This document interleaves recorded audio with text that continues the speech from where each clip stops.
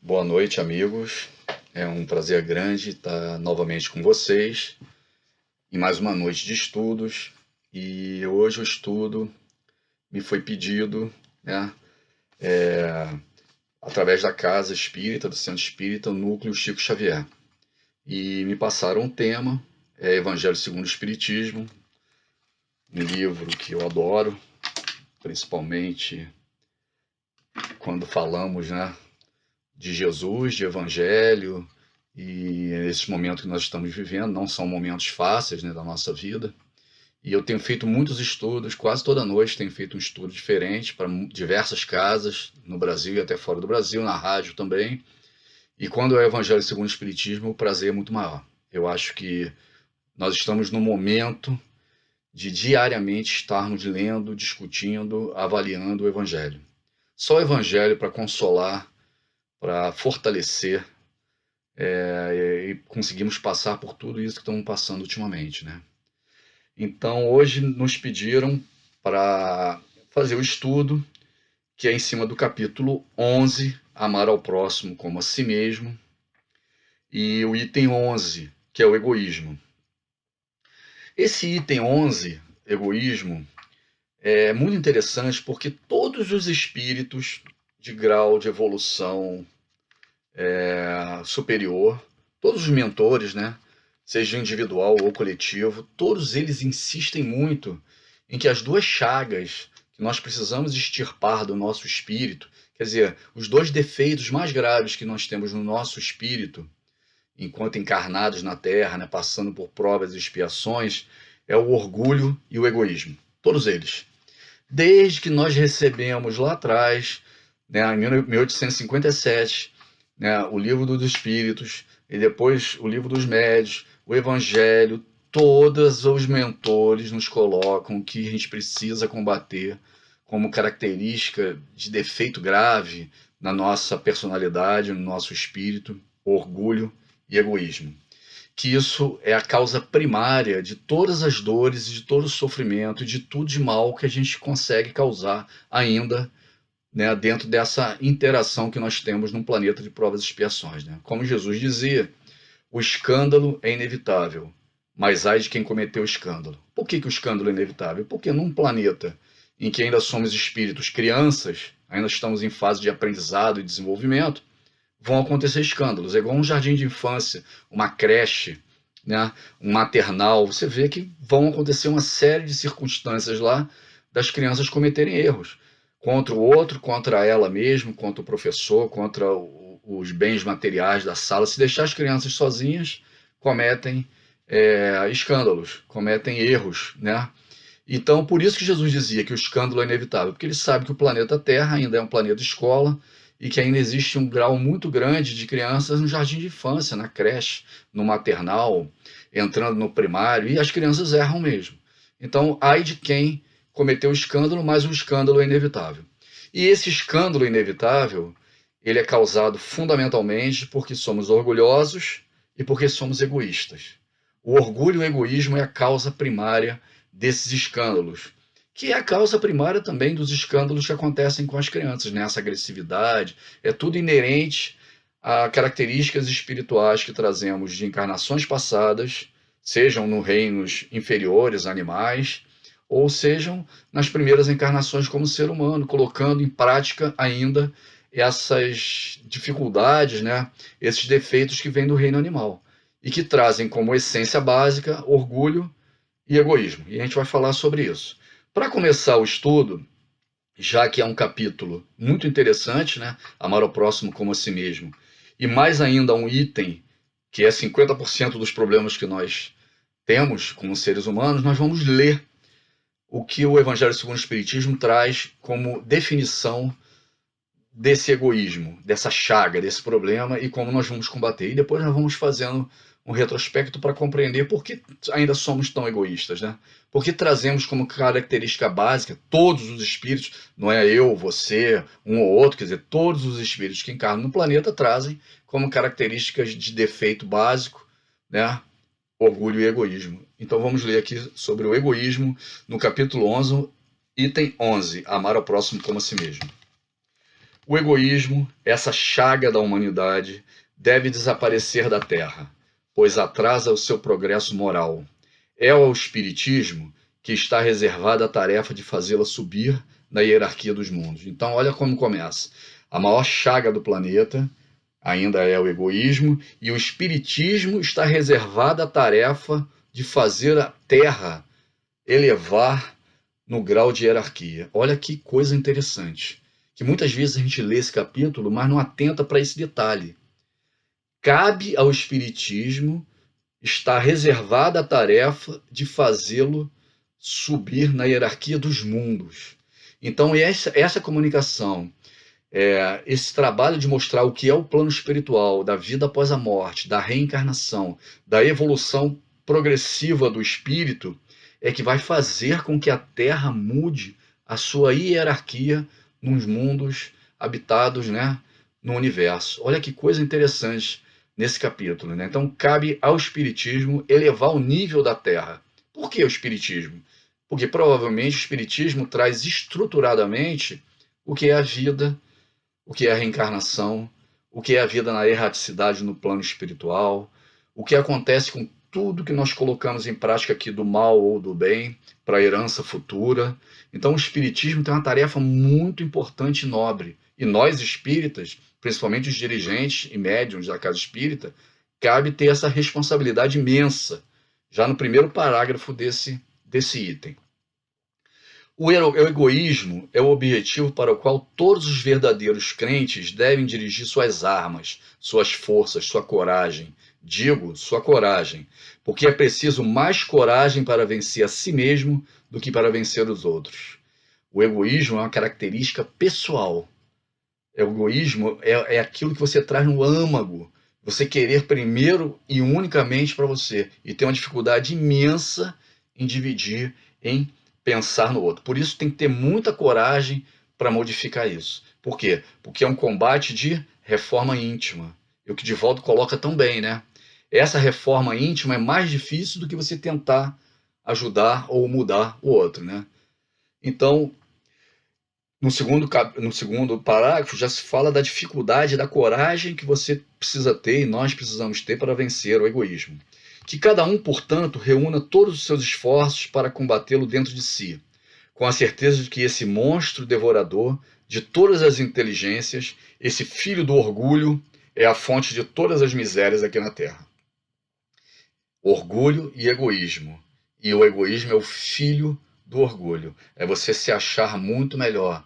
É você querer tudo para você. É você achar que cada vez mais você se elevando, melhor condição, mais vai satisfazer os seus prazeres, né? O seu desejo.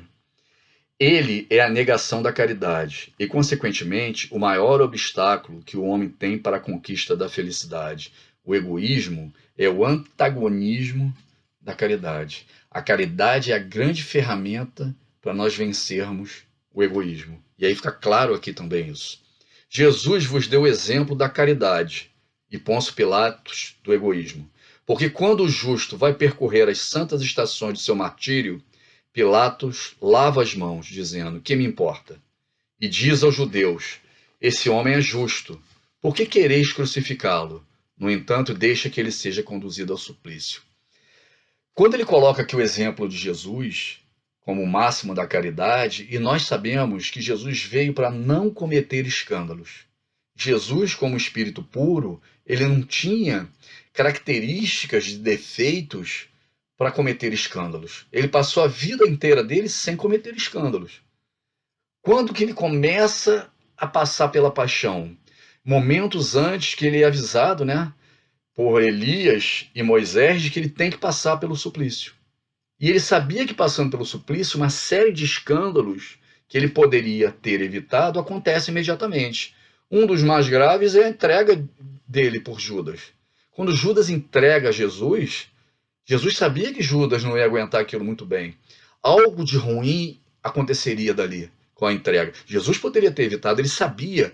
Tanto é que ele fala: vá e faça aquilo que você tem que fazer. E os discípulos acham que Judas tinha que sair para alguma coisa importante, para uma compra, porque ele era o tesoureiro do grupo, e não, ele vai para entregar Jesus. Jesus poderia ter evitado aquilo.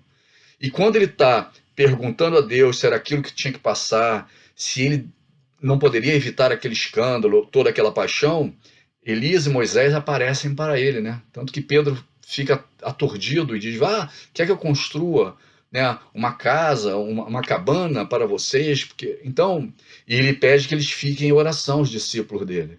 Então Jesus sabia que alguma coisa de ruim ia surgir naquele momento com aquela paixão, com aquele escândalo que aconteceu da crucificação.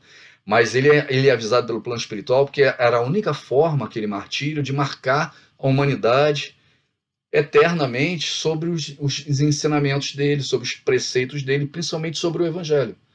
Então Jesus, num ato de caridade maior, ele abre mão e passa pelo suplício e depois tenta resolver todas as questões que aquilo levou. Então ele morre realmente para trazer esse conhecimento, para trazer essa salvação, como muitos dos crentes colocam. Por quê? Porque foi um ato que marcou a história da humanidade. Um justo sendo crucificado de uma forma vil ao alto do Gólgota e marcou para a história da humanidade. Então ele tem um ato de caridade maior, abrindo mão da sua vida, da sua segurança, né, do seu conforto, de tudo que ele passou, inclusive colocando em risco os apóstolos dele, né? Pedro, no ato que Jesus vai ser preso, ele tenta reagir, corta a orelha de um dos soldados, né? Os discípulos fogem, deixam ele, com exceção de João, que fica ao pé da cruz. Então, uma série de circunstâncias complicadas acontecem, perigosas, né?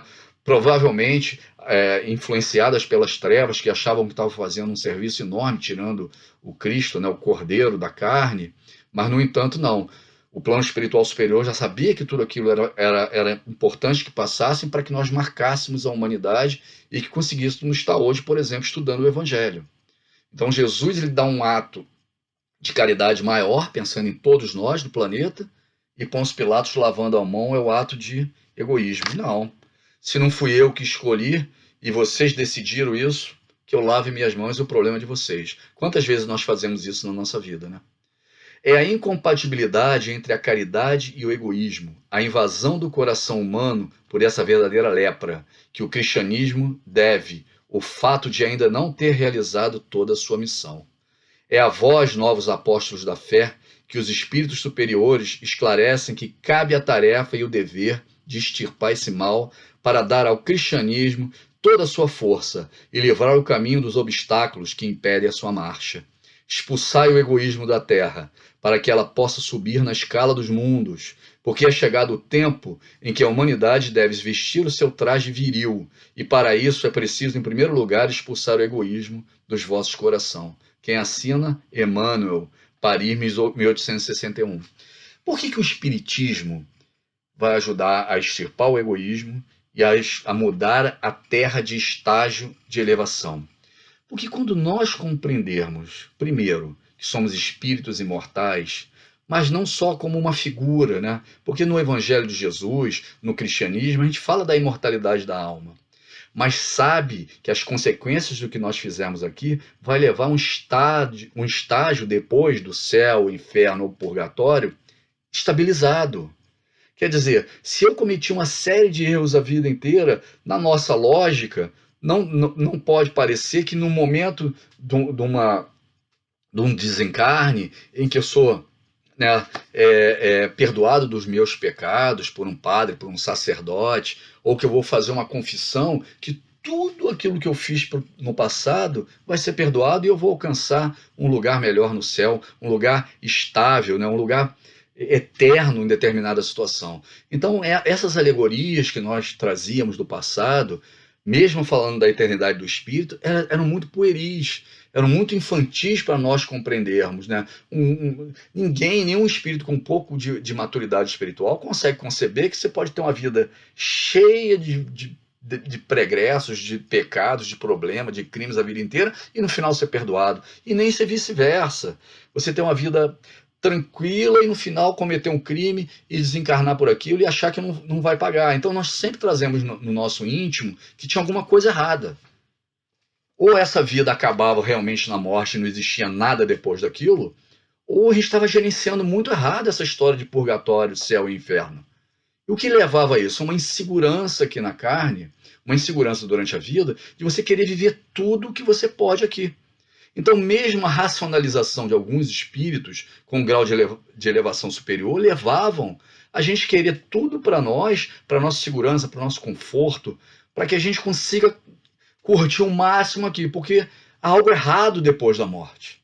Não pode ser dessa forma que está sendo dita pela Bíblia. Não pode ser da forma que os pastores, os padres ou o próprio Papa coloca para gente. Não pode ser. Eu não posso ter perdoado de tudo que eu fiz e nem posso ter tido uma vida pura até o final e ter um problema e achar que eu vou ter ou a salvação ou a condenação eterna. Isso não faz sentido, que leva à descrença, principalmente a partir do século XIX. Quando a ciência começa a evoluir e mostra que o universo não gira em torno da Terra, né? Que mostra uma série de circunstâncias que nós não sabíamos ainda, sobre os micróbios, sobre as bactérias, os vírus, as doenças. Então, tudo que tinha na Bíblia, que colocava o homem como centro do universo, a Terra como centro do universo, começa a cair, né, por causa das descobertas científicas, também essa racionalização de uma pena eterna, de um problema eterno, de uma dificuldade eterna, para o bem ou para o mal no plano espiritual, também cai. Então, comprar as indulgências, comprar um lugar no céu, né, já não faz mais sentido para a gente. E aí começa a vir uma descrença muito grande. E aí a gente entra no século XX com duas guerras absurdas em cima de egoísmo e orgulho. O mundo lutando pelo orgulho à pátria, pelo orgulho da raça, pelo orgulho da situação e pelo egoísmo, né? As nações querendo tudo para ela e querendo prejudicar os rivais que estavam ao redor, os vizinhos rivais. E aí entram duas guerras massacrando tudo em cima de orgulho e egoísmo, até que vem o Espiritismo. E o Espiritismo começa a evoluir mostrando a realidade dos fatos. O que acontece em cada encarnação? O que é a vida no plano espiritual? Por que nós temos que voltar na carne? O que acontece em cada encarnação para pagar aquilo de ruim que nós fizemos? E o que nós ganhamos de benefício quando plantamos coisas boas? Aí a lógica começa a aparecer. Mas é muito poucos espíritos conseguem ainda chegar a esse sabor dessa lógica. Mas está ampliando. O espiritismo está ampliando, né?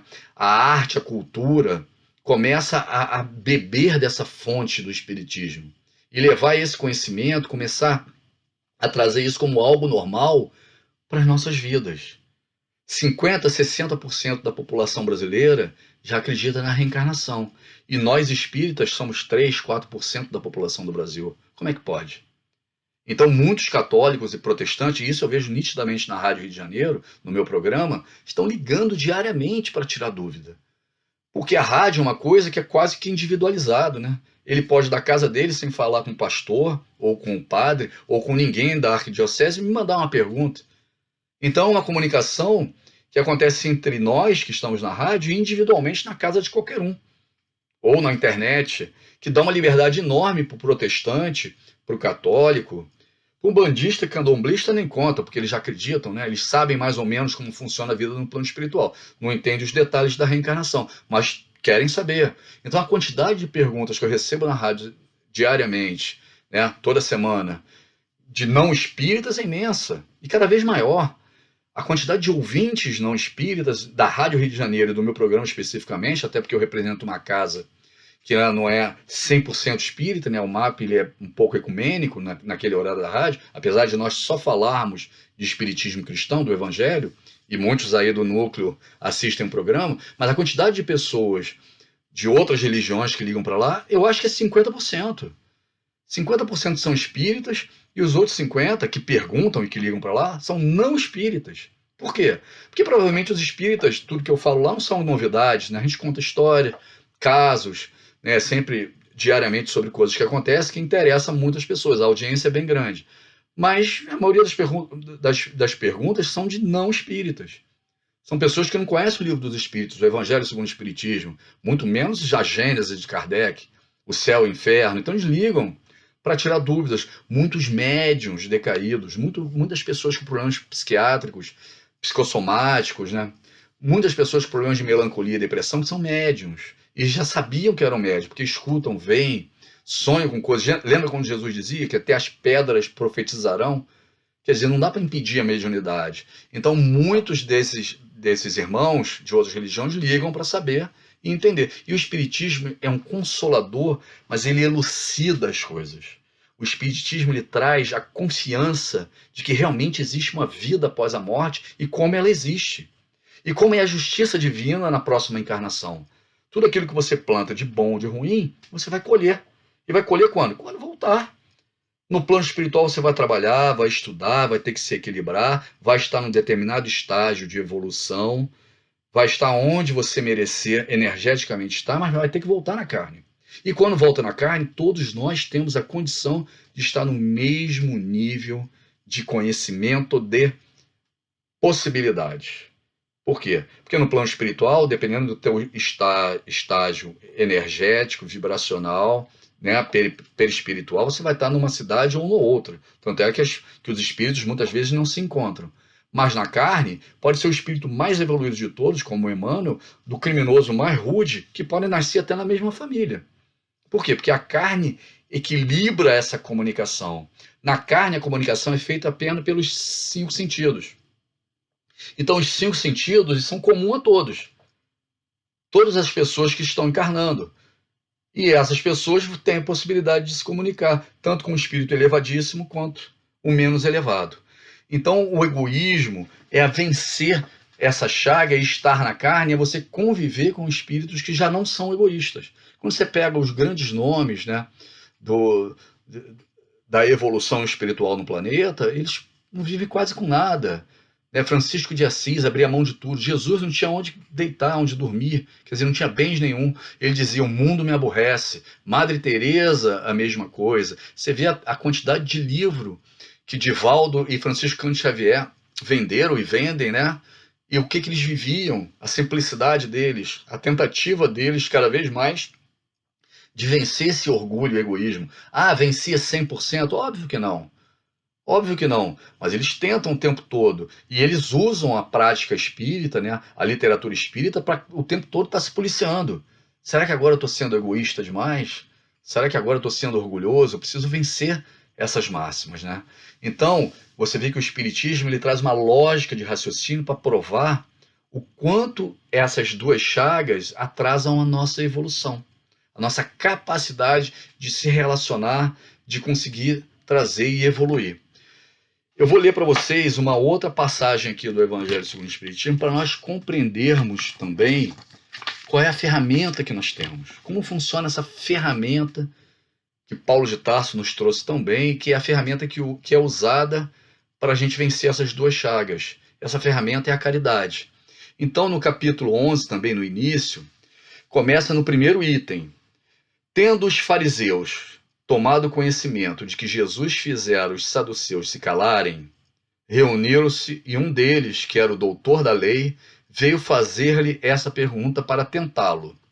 Quer dizer, Jesus já tinha colocado os saduceus numa posição de que eles não conseguiam mais responder. Jesus tinha a capacidade de mostrar para eles, através do Antigo Testamento, né, do Torá e das Escrituras, que eles estavam errados. E as perguntas que eles fizeram foram muito bem respondidas ao ponto de se calarem, de não ter mais argumento. E aí os fariseus vieram e pergunta para Jesus: mestre, qual é o maior mandamento da lei? E Jesus responde: amarás o Senhor teu Deus de todo o teu coração, de toda a tua alma e de todo o teu espírito. É o maior e o primeiro mandamento. E eis o segundo, que é semelhante ao primeiro: amarás o teu próximo como a ti mesmo.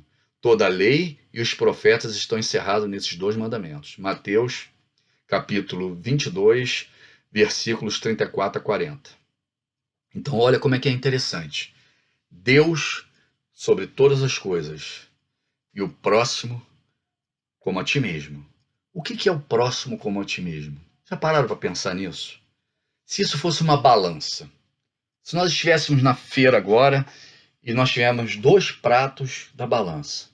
Um prato é você e o outro prato é o próximo. O que é o próximo como a ti mesmo?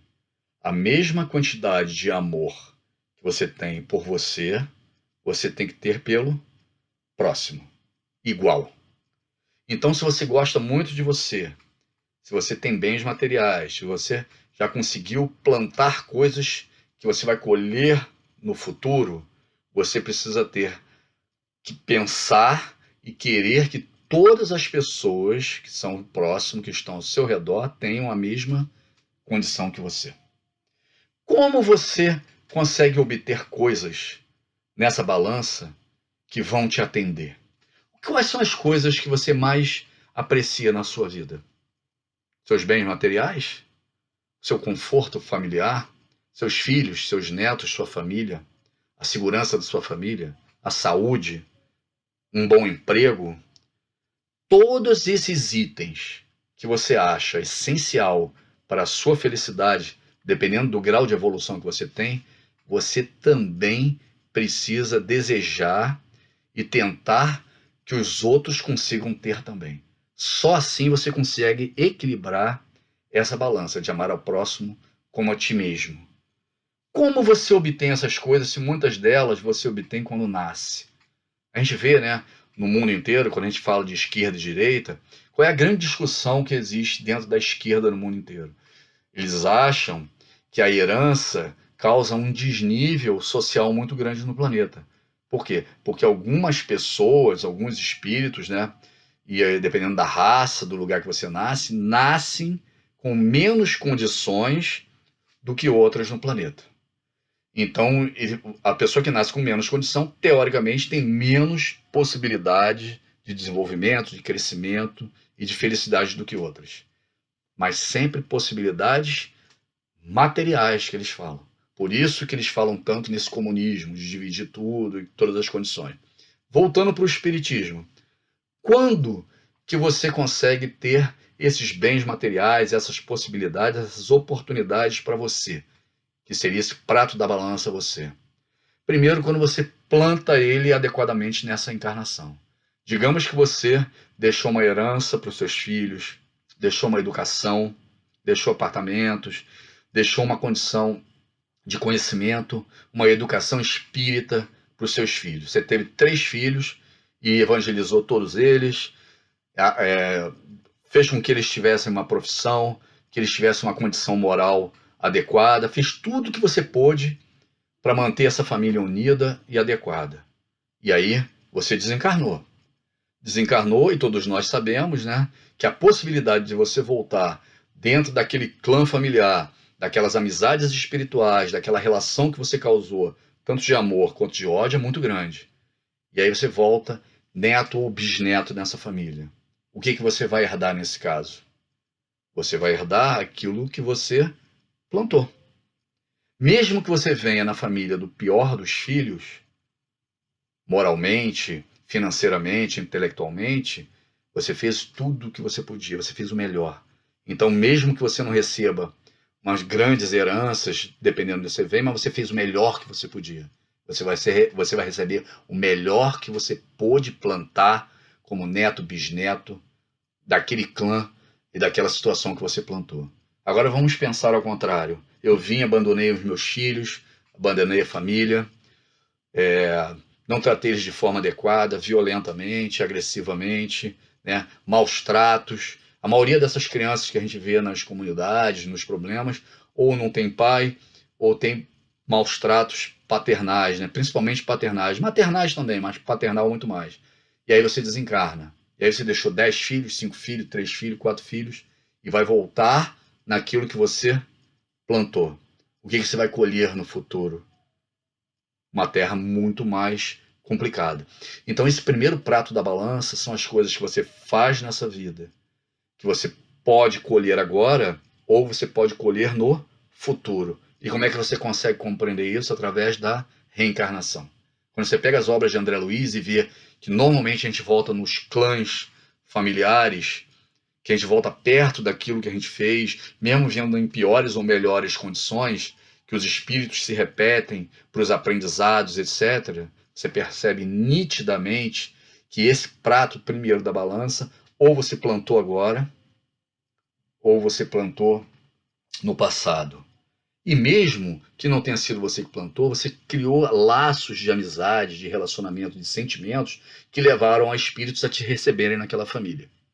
A gente vê isso claramente no primeiro contato de Deus com os seres humanos, que é o item 4 dos 10 mandamentos, honrar pai e mãe. Por que existe um item específico nos 10 mandamentos tão forte que é honrar pai e mãe?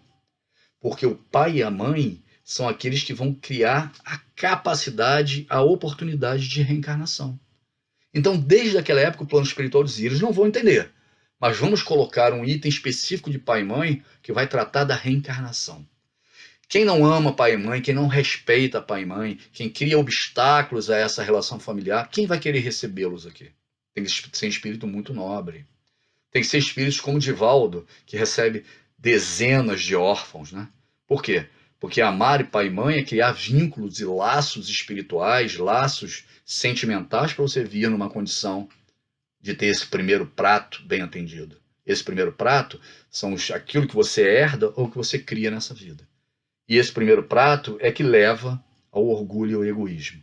As primeiras características para você começar a trabalhar, se proteger, né? Essa autoproteção sua, esse autorreconhecimento para você gerar coisas boas para o mundo, para a natureza, essa autoestima que você precisa ter, está no primeiro prato. Então a característica inicial desse orgulho e de ter as coisas, ela é fundamental. Ela é fundamental para que você consiga se enxergar como um indivíduo. O indivíduo, a individualidade do espírito, ela só é obtida como ser humano. Os animais você ainda não tem essa individualidade. Como ser humano, você passa a ser um indivíduo. E esse indivíduo, ele se orgulha de ser um indivíduo e começa a buscar coisas para o autoconhecimento dele, para a autoevolução dele. Então você precisa buscar coisas. O primeiro estágio para você trabalhar, se desenvolver, é buscar coisas. São essas paixões fundamentais. Você acorda de manhã para ir trabalhar porque você quer ganhar um dinheiro, quer ter prazer, quer ter uma segurança, quer ter uma oportunidade de aprendizado. Então, o orgulho e o egoísmo, nesse início de caminhada humana, ele é fundamental para o espírito. São características que levam a essa paixão. E essa paixão é que leva ao trabalho, ao estudo, ao desenvolvimento. Só que com a evolução dela, você precisa buscar o próximo. E aí essa balança começa a desequilibrar. Como eu quero tudo para mim, como eu acho que eu sou melhor do que os outros, que eu mereço muito mais do que os outros, quando vem a primeira dor, a primeira prova que todos nós temos, né? Lembre-se, o escândalo é inevitável. Mas ai de quem cometer. Por que mais ai de quem cometer? Porque quem cometer vai pagar por isso.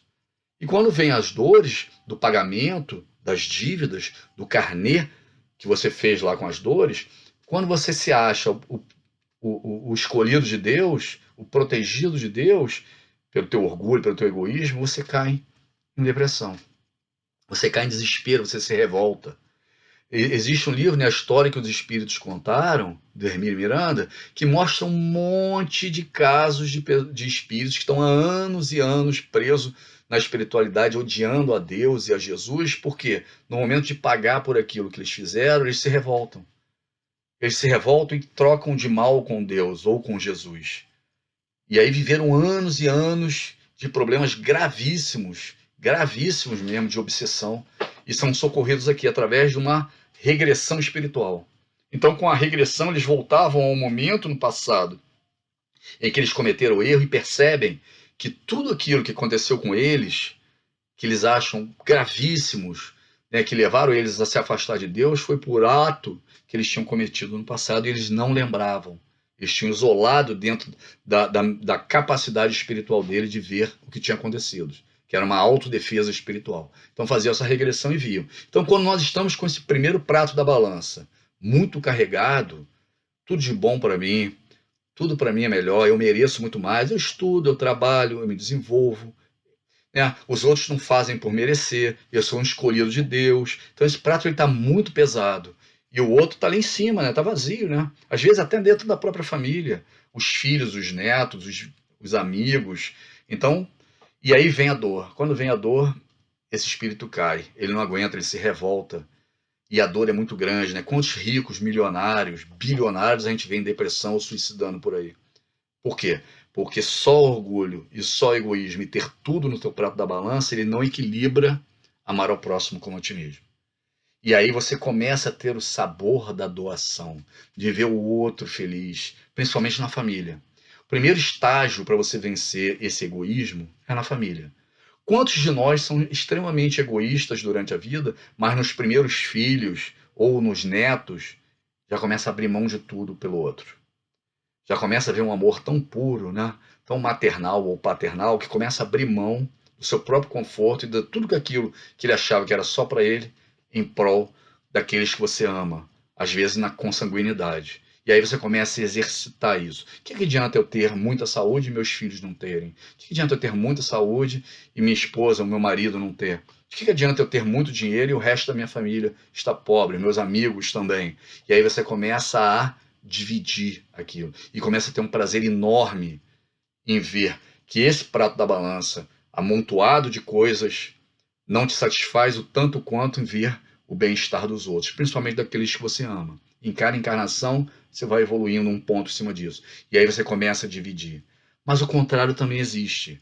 Às vezes, nós ficamos tão traumatizados quando desencarnamos por ter muitos bens e muitas coisas que atrasaram a nossa evolução, que numa encarnação a gente opta em não ter nada no nosso prato, não fazemos questão de nada, não desenvolvemos nossas capacidades, estudamos pouco, mas estamos sempre pensando no outro, nos filhos, nos netos, na esposa, no marido. Então, a tua autoestima ela fica comprometida. Você pensa pouquíssimo em você, mas está sempre pensando no outro. Nas casas espíritas, nós vemos muitas pessoas assim. Elas trabalham de manhã, de tarde, de noite dentro do espiritismo, doando tudo que tem, colocando a própria saúde em risco, não se alimentando, não vai a médico, mas está sempre pensando no outro. E coloca tudo, tudo no outro. Também não atende. O prato da balança do próximo fica muito mais cheio do que o seu.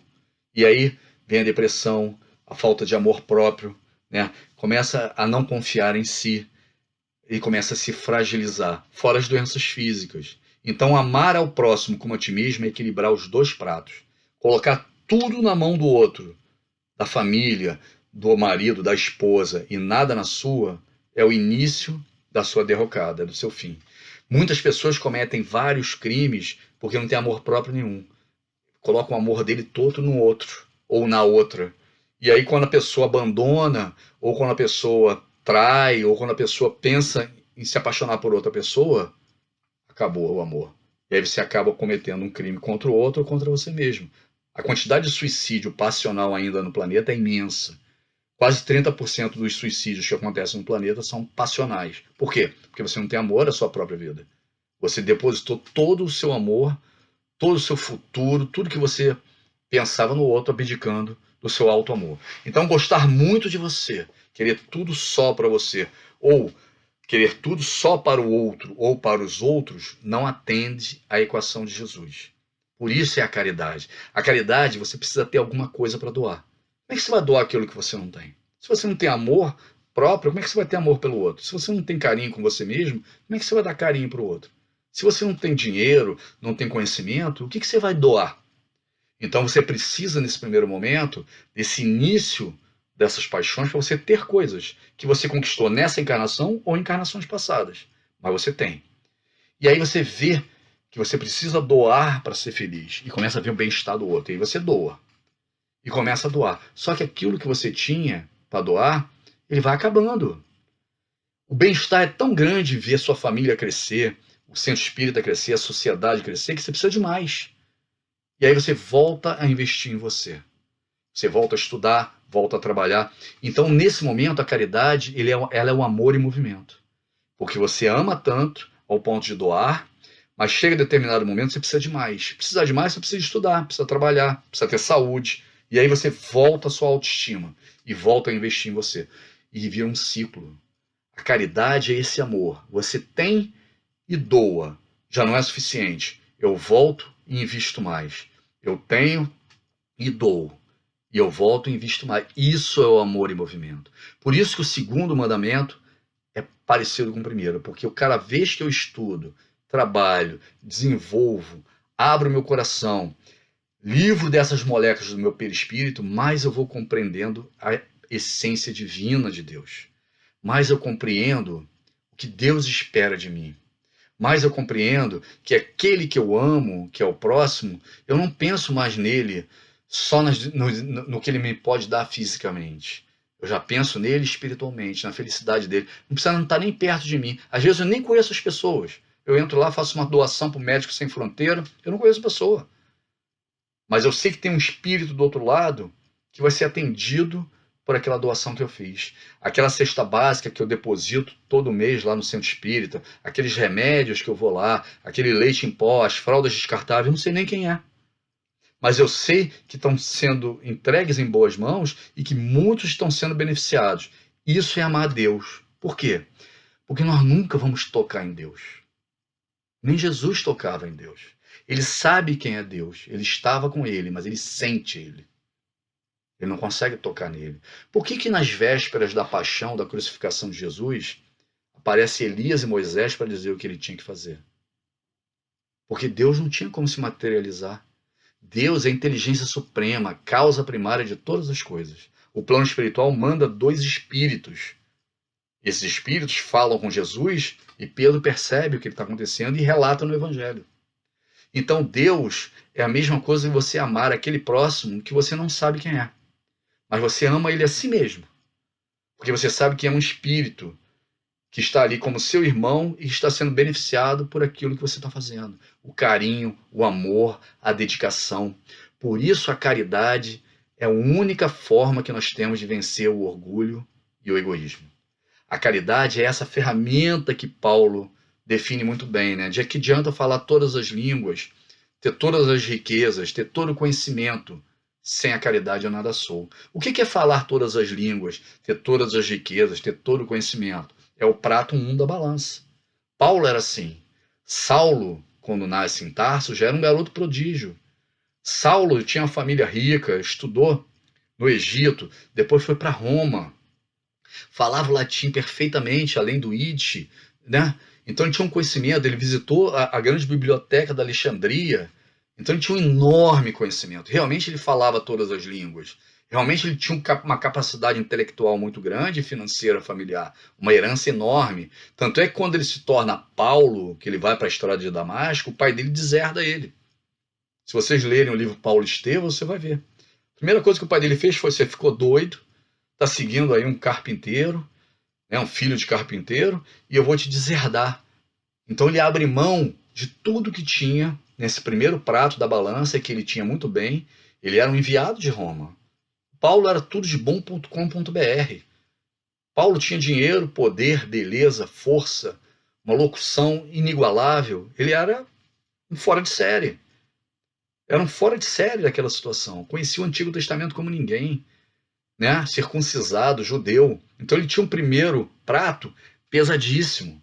Quando chega na estrada de Damasco, esse primeiro prato dele pesadíssimo, ele cega ele. A dor no peito, no coração dele é muito grande. E na primeira dor ele fala: por que eu? Jesus fala: por que me persegues? Saulo, por que me persegues? E ele vai cego, doente, né? Carregado, aquele homem forte, poderoso, que ia até Damasco, né? Prender Ananias, vai carregado pelos soldados. E chegando lá, Ananias é conclamado por Jesus a ir lá e dar um passe nele. E ele recebe humildemente Ananias. Ele tinha duas possibilidades: não receber e continuar cego, doente, né, da alma e fisicamente, ou humildemente falar: poxa, se é esse que eu vim perseguir, vai vir até a mim. E ele entra e dá um passe e cai como escamas dos olhos, e Paulo começa a enxergar. Saulo muda de nome. Do maior de todos ele passa ao menor, né? Paulo de Tarso. E naquele momento, o que ele muda na vida dele? Ele passa a não querer mais nada. Abre mão da herança que ele tinha do pai dele. Muitas vezes foi apedrejado, quase morto. Por quê? Quase como um indigente, né, pelas ruas, e abre mão de tudo. E coloca a vida dele em risco muitas vezes. Então não adiantava ter tudo, ter todas as línguas do mundo, ter todo o conhecimento e o poder do mundo. Sem a caridade eu nada sou. Não adianta também dar o corpo para ser queimado, como ele fala, dilapidado, apedrejado. Não adianta. Por quê? Porque fora da caridade, sem o amor e a caridade eu nada sou. Ter um prato muito carregado ou o outro muito carregado não adianta numa encarnação. E Paulo passa pelos dois. Enquanto Saulo era o prato dele, com orgulho, a vaidade judaica, né? Hebreu, supercarregado. E no instante seguinte ele abre mão de tudo aquilo e joga tudo para o outro prato. Eu não vivo mais, o Cristo é que vive em mim. Até agora eu combati o combate, agora eu estou no bom combate. Só que o outro prato fica tão pesado que ele quase morre. Que muitas vezes ele colocou toda a missão dele de levar o evangelho aos gentios, a nós, né, aos não-judeus, em risco, porque ele abriu mão demais desse primeiro prato. E aí ele diz no Evangelho segundo o Espiritismo e nas cartas de Paulo, não adianta ter todo o conhecimento do mundo e a riqueza do mundo, e também não adianta botar o seu corpo para ser queimado e dilapidado e abrir mão de tudo que você tem. Nós precisamos ter a caridade, ter, doar, voltar a ter e voltar a doar. Preciso ter amor a mim e amor ao próximo. Eu preciso ter autoestima e estimar o outro. E é assim que a caridade trabalha. Por isso que nós temos que abraçar a caridade dentro das casas. Por isso nós temos que abraçar a caridade dentro da nossa família. A caridade é a única ferramenta para vencermos o egoísmo. Nós precisamos ter essa paixão inicial. Eu preciso ter para doar. Mas eu passo daqui para frente, em cada encarnação que tiver, tudo que eu estou buscando ter é para ajudar o outro. Tudo que eu estou buscando construir é para ajudar o outro. Madre Teresa não construía obras magníficas. Começou na Índia, acabou em Nova York. Mudou a história do planeta no combate à AIDS, no combate à lepra, no combate a várias doenças, né, no mundo. Né? Por quê? Porque ela precisava ter. Ela fazia pedidos à igreja para ter. Ela fazia pedidos à caridade para ter. Onde é que ela ia acolher as pessoas que estavam morrendo pelas ruas se ela não tivesse? Só que ela tinha tudo para fazer em prol do outro. É a sublimação da caridade. Divaldo não vende milhares de livros por ano, não faz palestras pagas pelo Brasil inteiro, tem muita gente que critica. Ele precisa ter. Como é que ele vai manter a mansão do caminho? Como é que ele vai manter as famílias que eles atendem? Como é que a casa espírita que vocês trabalham, que eu sei que são um trabalho imenso comunitário que vocês fazem, vão manter tantas sites que você tem, as casas que você tem, se não tiver doação? Então nós precisamos ter, precisamos pedir, precisamos trabalhar, desenvolve a rifa, desenvolve, né, o brechó, o bazar, pede as doações. Então esse primeiro prato ele precisa existir. Eu preciso ter orgulho do que eu estou fazendo. Vocês não se orgulham de trabalhar no núcleo? Vocês não se orgulham de ser espírita? É óbvio que sim. Só que esse orgulho e esse egoísmo ele tem que ser em prol da evolução espiritual, em prol do conforto do outro. Não dá para ter no planeta pessoas morrendo de fome, de doença, de crise e outros com tantos bilhões no banco. Não dá para ter só o acúmulo de riqueza. Imagina se os centros espíritas tivessem fazendo todos esses pedidos de doação, de caridade, só para melhorar as condições do centro espírita. Ar-condicionado em todos, uma refeição farta, e do lado de fora, quer dizer, é uma ilha de prosperidade cercado de um mar de pobreza e dificuldade. Não faria o menor sentido. Então o egoísmo é para o início dessa paixão, de você ter, de você obter. Mas o segundo passo é a doação. Quando você doa, né, se pedirem a túnica, dê também um manto. Né, tudo aquilo que você doa, você vai eliminando as disputas. Quem é que vai disputar com você se ele está recebendo? Quem é que vai brigar com você se você está fazendo uma doação? Doação do amor, doação do seu tempo, doação da sua vida. Então a caridade é esse exercício. O prazer de fazer a caridade é seguir as ordens espirituais de Ismael. Ismael é o mentor espiritual do Brasil. E Deus, Cristo e caridade é a bandeira do Brasil. Todos nós que encarnamos no Brasil temos como missão básica amar a Deus sobre todas as coisas, seguir o Evangelho, tanto que Brasil é coração do mundo e pátria do Evangelho, e fazer a caridade. A caridade está incrustada dentro do nosso espírito, da nossa alma. Todas as programações reencarnatórias do Brasil dependem da caridade. É essa balança. Nós precisamos ver como é que está a balança da nossa vida. Será que eu estou tudo no primeiro prato e não estou doando nada? Será que eu estou dando tudo para os outros e não faço nada por mim? Eu preciso equilibrar esse prato. Se eu estou doando demais e não fazendo nada por mim, eu vou acabar tomando remédio psicotrópicos, vou acabar depressivo, vou acabar melancólico. E a verdade é que muitos espíritas só pensam no outro, não cuidam de si, não estudam, não trabalham, né? Não têm orgulho próprio, né? Nós precisamos ter essa autoestima. Joana de Ângeles insiste muito nisso. A autoestima é fundamental para a nossa evolução e para o trabalho dentro da doutrina espírita. Nós precisamos ter orgulho do que somos. Somos espíritas, cristãos, somos orgulhosos disso. E o que fazemos com esse orgulho? Ensinamos aos outros como é bom e como é orgulho ter essa doutrina maravilhosa e o cristianismo sendo trabalhado e elaborado de forma correta dentro da nossa vida. E é isso que eu queria dizer. Acabei de fazer os 50 minutos que me pediram. Maravilhoso estar com vocês, espero que vocês tenham gostado. É um estudo mais intimista, a gente pode fazer com mais cuidado, com mais detalhes. E qualquer dúvida, pode me procurar, todos têm meu contato. E ligue na quinta-feira, às 2 horas da tarde, Quintas do Evangelho no MAP. Mas é um programa espírita de todos nós, espíritas, de todas as casas, principalmente de vocês, porque muita gente aí do núcleo liga para mim, eu adoro ouvir quando vocês ligam, fazem as perguntas. É um programa que cada vez mais é de todas as casas espíritas, não só do MAP. Obrigado a todos, um prazer enorme falar com vocês. Que Deus abençoe a todos nós. Um beijo grande.